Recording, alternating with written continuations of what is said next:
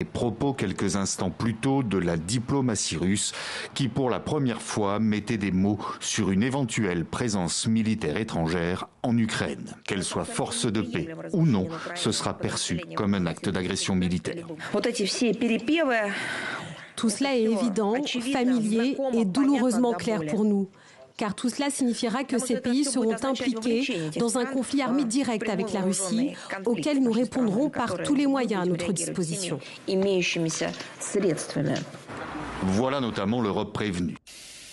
Bonjour mesdames et messieurs, bienvenue sur notre chaîne. Alors pour cette vidéo, nous allons étudier quelle est l'actualité, ou en tout cas nous allons voir quelle est l'actualité depuis l'annonce de cessez-le-feu concédé par les Ukrainiens aux Américains. Commentez, likez, partagez pour nous soutenir et soutenir la chaîne. Sans plus tarder, nous allons passer aux vidéos. Alors, dans cette vidéo, dans un premier temps, je voudrais voir quelle a été l'actualité d'hier, comment les Européens ont réagi à l'annonce de cessez-le-feu, et nous finirons par le discours de Vladimir Poutine concernant le cessez-le-feu d'il y a quelques heures d'aujourd'hui.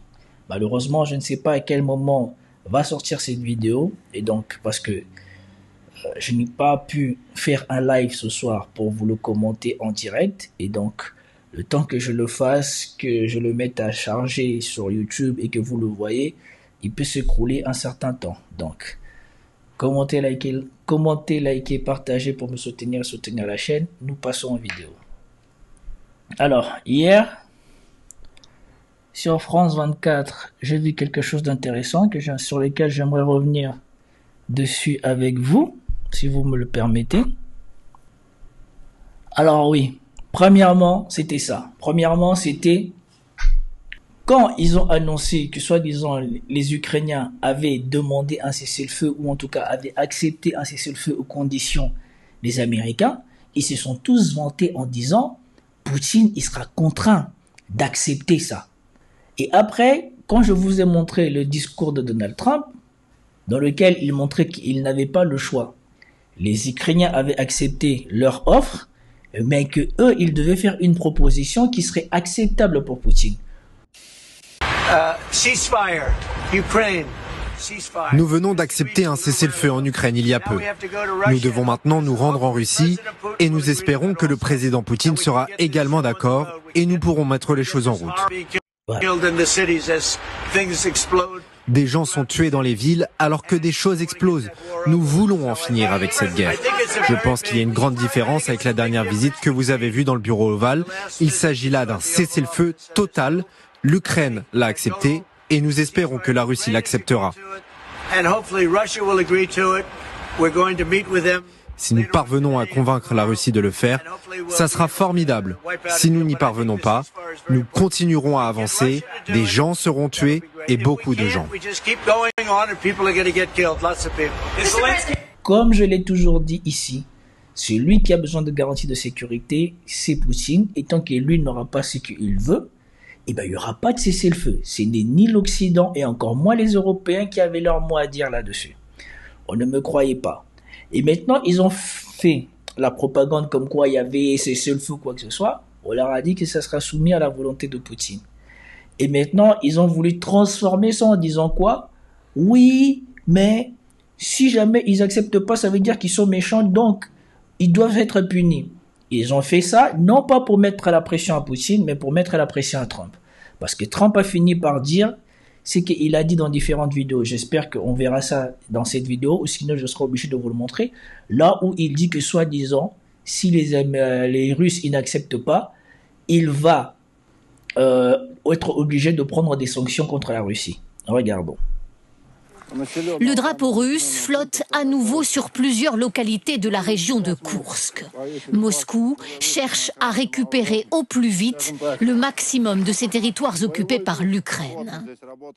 Jouer la montre, gagner du temps avant de répondre à la proposition américaine de cesser le feu de 30 jours. Des Russes sur lesquels le secrétaire d'État américain met une certaine pression. Si la réponse des Russes est oui, alors nous avons fait de réels progrès avec une chance de paix. Si c'est non, c'est malheureux et cela rend leurs intentions claires. Il s'agit de respecter un cessez-le-feu provisoire, mais complet. Une interruption des hostilités aériennes, maritimes, mais aussi sur la ligne de front. Le président ukrainien a accepté ce principe. Et il pense que les États-Unis puniront Moscou si Vladimir Poutine refuse. Et surtout, d'où lui est sortie l'idée de penser que les États-Unis puniront Poutine si jamais la Russie refuse. Ça, c'est toujours de la propagande des pro-européens. Depuis, avant même que Trump n'arrive au pouvoir, je vous ai dit, ces gens-là, à chaque fois, ils essayent de mettre Trump dans une position où, si il ne fait pas les choses comme eux l'attendent, ils vont le faire passer pour le complice de Poutine, ou alors ils vont le faire penser pour quelqu'un de laxiste avec Poutine. Quand vous avez attendu le premier discours de Trump, il vous a dit que ce que les Ukrainiens avaient accepté n'était pas forcément ce que les Russes allaient accepter. Et ici, vous avez Zelensky comme d'hab, parce que c'est la formule qu'il fait tout le temps aux Européens, venir leur dire que si jamais ça se passe pas comme ça, c'est que les Américains se sont montrés faibles ou les Européens ne nous ont pas assez donné. Et c'est exactement ce que la ligne éditoriale, surtout de France 24 et de la plupart des médias mainstream, ont pris par rapport à Trump et par rapport aux événements du conflit ukrainien. À chaque fois, quand ils savent que Trump va être en contact avec les Russes, ils essayent en avance de définir une position dans laquelle ils vont définir Trump comme étant faible pour que Trump se montre dur envers Poutine. Et certainement que ici c'est le jeu qu'il joue. Parce que comme l'avait dit Trump à Zelensky, il n'a aucune carte, il n'a rien pour faire le malin ou exiger quoi que ce soit. Comme on va l'attendre de la bouche de Poutine quand on va décrypter sa réponse par rapport à la proposition de cessez-le-feu. Je ne connais pas encore les détails, mais nous discutons avec les Américains de sanctions en conséquence et du renforcement de l'Ukraine. Donald Trump annonce que des négociateurs américains sont en route pour Moscou et il a quelques menaces envers la Russie à peine voilées. Il y a des choses à faire qui ne seraient pas agréables sur le plan financier. Je peux faire des choses qui seraient très mauvaises pour la Russie. Après, il faut bien savoir, comme je l'ai toujours dit ici, avec Trump, il ne faut pas se fier aux apparences et il ne faut pas se fier à ce qui est non officiel.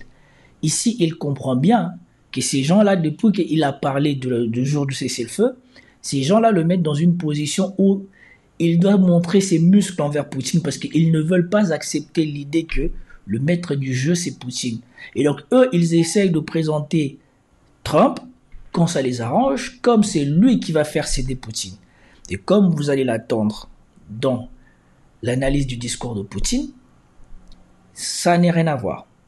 Et qu'on peut déjà dire par avance que c'est cuit pour cet accord. Après le clash dans le bureau ovale, le président ukrainien revient dans le jeu diplomatique. Il n'a pas obtenu de garantie de sécurité pour son pays, mais les Américains ont repris leur livraison d'armes et ils partagent à nouveau leurs renseignements. Et c'est surtout ça qui est le plus stupide. Zelensky a retrouvé sa place dans le jeu diplomatique où il n'a plus sa place dans le jeu diplomatique depuis que Trump est au pouvoir. Et surtout, il n'a plus sa place dans le jeu diplomatique depuis que Trump est rentré en action sur le dossier ukrainien. On a bien vu.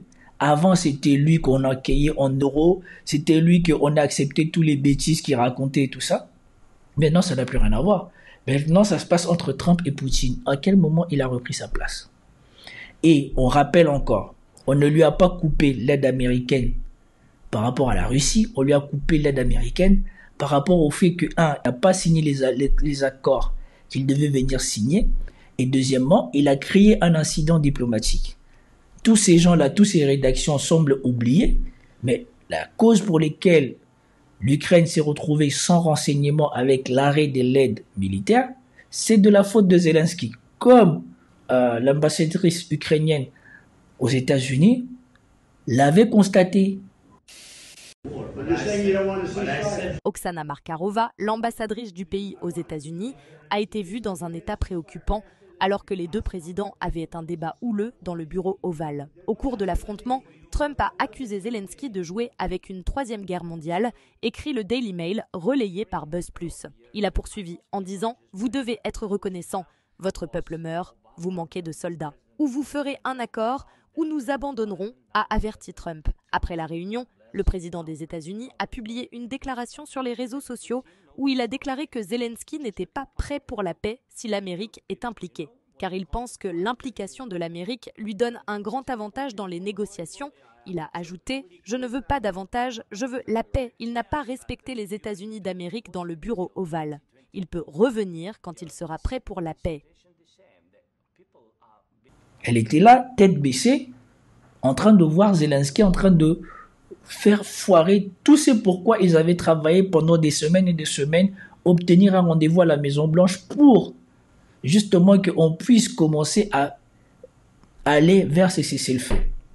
Et Poutine, dans son discours, dans sa réponse à la proposition de paix, vous allez bien voir que Poutine montre bien pourquoi les Ukrainiens demandent ce cessez-le-feu et pourquoi lui, il ne l'accepte pas.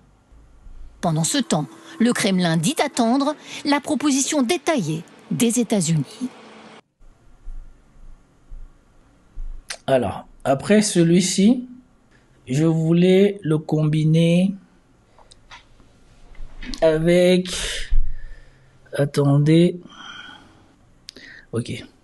Ici, on a la preuve, une fois pour toutes, les Européens, Macron et tout leur cinéma qu'ils avaient mis en place ne servaient à rien et ne servent à rien. Écoutez ce passage, ou en tout cas regardons cette actualité. En Europe, la nouvelle a été accueillie avec optimisme.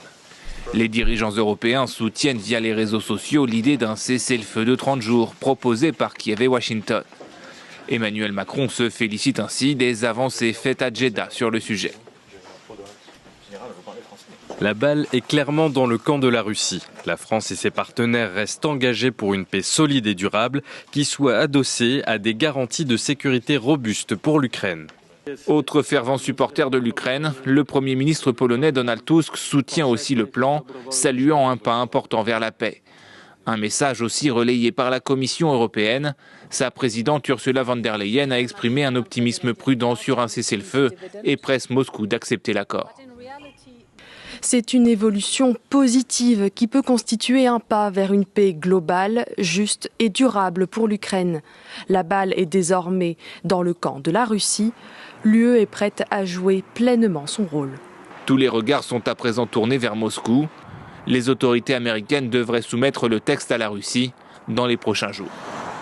Voilà.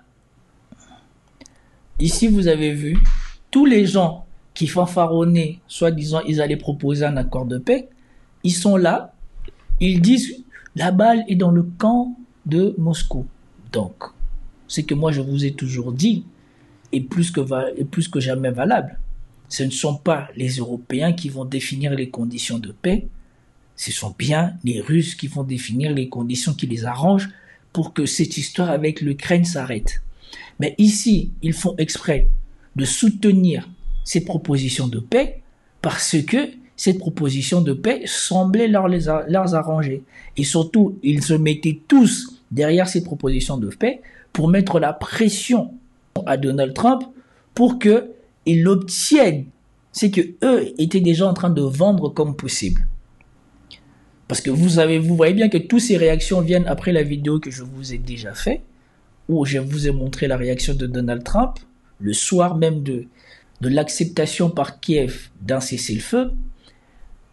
Mais Donald Trump lui-même avait déjà dit, et sans proférer aucune menace, parce que les menaces de Trump maintenant, comme on l'a vu, viennent après qu'eux tous aient fait ce cinéma, comme quoi ils sont tous derrière cet accord de paix, et que c'est Moscou qui doit l'accepter. Et surtout, ils font ça. Nous venons d'accepter un cessez-le-feu en Ukraine il y a peu. Nous devons maintenant nous rendre en Russie et nous espérons que le président Poutine sera également d'accord et nous pourrons mettre les choses en route. Voilà. Des gens sont tués dans les villes alors que des choses explosent. Nous voulons en finir avec cette guerre. Je pense qu'il y a une grande différence avec la dernière visite que vous avez vue dans le bureau ovale.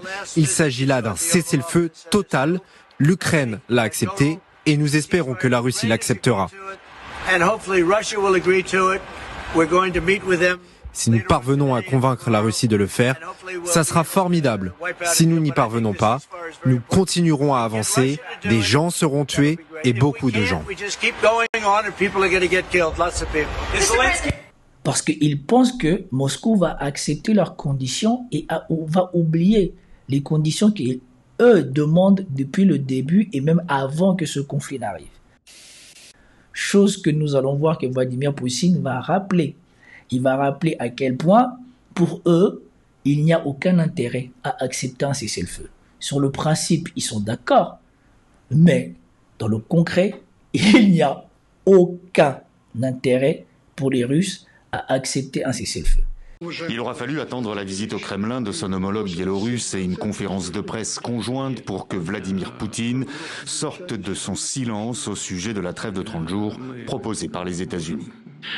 L'idée en elle-même est bonne et nous la soutenons. Mais il y a des questions dont nous devons discuter et je pense que nous devons en parler avec nos partenaires américains, peut-être même au président Trump, l'appeler et en discuter avec lui. Des réserves notamment autour de la question des livraisons d'armes à l'Ukraine.